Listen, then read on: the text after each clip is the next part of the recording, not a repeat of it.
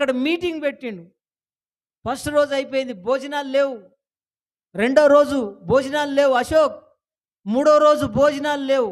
మూడో రోజు సాయంత్రము వాళ్ళని ఇంటికి పంపించేద్దామని శిష్యులు అంటున్నారు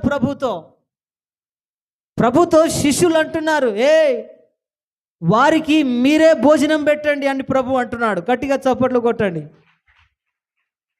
వాళ్ళు అంటున్నారు, ఏంది ప్రభు, ఈ అరణ్యంలో, ఈ అడవిలో, ఈ నీళ్లు లేని ప్రాంతంలో, అన్నము లేని ప్రాంతంలో, రొట్టెలు లేని ప్రాంతంలో మీరు భోజనం పెట్టండి అంటారు ఏంది మీరు?